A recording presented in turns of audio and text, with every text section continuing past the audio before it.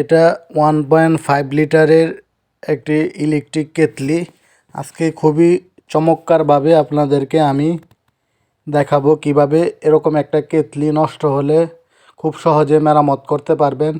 তো দেখেন আমার কাছে খুবই ছোট একটি কেতলি, এই কেতলিটা নষ্ট। তো আজকে আমি আপনাদেরকে মেরামত করে দেখাবো কিভাবে কেতলি মেরামত করবেন। তো দেখেন পিছনে 3টা আমার স্ক্রু। প্রথমে আমি এক এক করে 3টা স্ক্রু খুলে নিব। তো আমার হাতে হ্যান্ড ড্রিল দেখতে পাচ্ছেন, হ্যান্ড ড্রিল দিয়ে আমি এক এক করে 3টা নাট প্রথমেই খুলে নিব। তো তারপর খোলার পর দেখতে পাবেন এরকম পিছনের অংশ। তো দেখেন পিছনে মূলত একটা কয়েল আর একটা থার্মোস্ট্যাট। তো কয়েলের সাথে কিছু যে তার দেখতে পাচ্ছেন, এটাই মূলত 2টা লাল তার দেখতে পাচ্ছেন। এই লাল 2টা তার হলো সুইচে চলে গেছে, সুইচ থেকে তারপর আপনার কয়েলে। তো দেখেন আমি সুইচটাও খুলবো, দেখব আমার সুইচে সমস্যা না আমার থার্মোস্ট্যাটে বা কয়েলে সমস্যা। তো এক এক করে সব দেখাবো। তো একটা হিটার ইলেকট্রিক যে কেতলিটা আপনি ধরেই সহজে বুঝতে পারবেন যে আসলে কি প্রবলেম হয়েছে। তো আজকে এই সমস্যাটা কিভাবে ধরবেন এটাই আজকে দেখাবো। তো সমস্যা ধরতে পারলেই আপনার কিন্তু কাজ করা খুবই সহজ। তো দেখেন আমি সুইচটা দেখতে ছিলাম।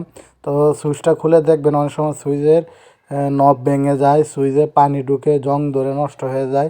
তো দেখেন আমার সুইচটা কিন্তু ভালো আছে।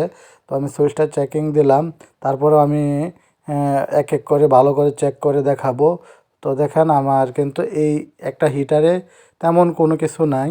দেখেন আমার এই 2টা তার হলো আমার সুইচিংয়ে গেছে, আর সাদা 2টা তার হলো একটা এলইডি লাইট সিগন্যাল দেওয়ার জন্য যে আপনার কেতলিটা অন হয়েছে কি না অফ হয়েছে।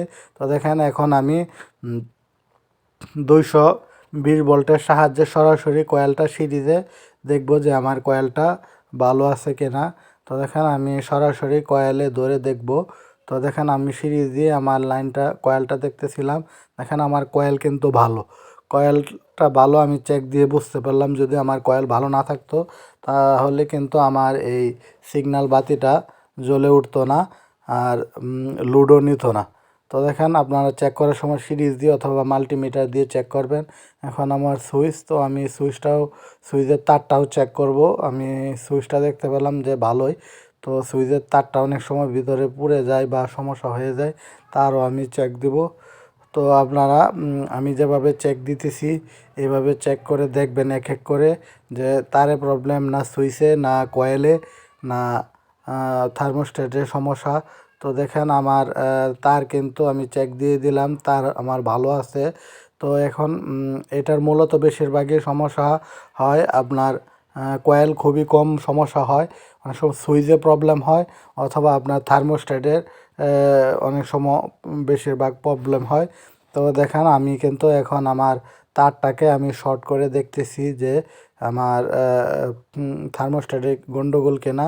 এখন চেক করলে আমি বুঝতে পারবো। তো দেখেন এটা যে অটো অন অফ হয়, তো অটো অন অফ কিন্তু এই কয়েলটার কয়েলের উপর যে থার্মোস্ট্যাটটা দেখতে পাচ্ছেন এটা দিয়েই অটো অন অফ হয়।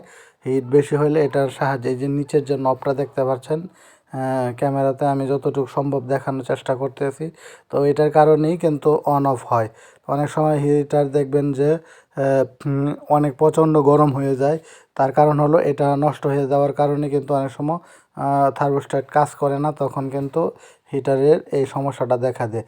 তো দেখেন আমি কিন্তু আমার কয়েলটা চেক করে মোটামুটি আমি যে জিনিসটা দেখতে পেলাম যে আমার থার্মোস্ট্যাট সমস্যা। তো বাজারে থার্মোস্ট্যাট কিনতে পাওয়া যায়, কয়েলের উপরে যে অংশটা দেখতে পাচ্ছেন সরাসরি কিনে লাগিয়ে দিবেন। তো দেখেন এটা আমার একটা ভালো কেতলি, এটা আমার নষ্ট হয়েছিল, এটা মেরামত করেছি। তো দেখেন এটাও কিন্তু প্রায় 1.5 লিটার। তো 1.5 লিটার কেতলি, এটাও আমি কিছুক্ষণ আগে মেরামত করেছি।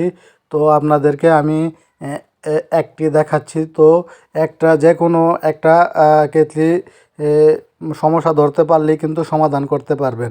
তো দেখেন এটা আমি মেরামত করেছি, এটা কিন্তু আমার লাইন দিয়ে দেখাচ্ছি। তো এটা 220 ভোল্ট দিয়ে দিলেই চলবে। তো আমার এটা কিন্তু আমি সুইচিংয়ের প্রবলেম ছিল, সমস্যা সমাধান করেছি। আর আমি এখন যেটা আপনাদেরকে দেখাচ্ছি আগে, এটা আমার কিন্তু থার্মোস্ট্যাটটা কিনে লাগিয়ে দিলেই কিন্তু সমস্যার সমাধান হয়ে যাবে। তো দেখেন আজকে আমি এই ভিডিওতে খুব সহজে আপনাদেরকে দেখানোর চেষ্টা করেছি কিভাবে একটা ইলেকট্রিক কেটলি মেরামত করবেন। তো এটা আমি কিনে আনলেই কিন্তু আমার কেটলির সমস্যার সমাধান। তো সবাই ভালো থাকেন, সুস্থ থাকেন।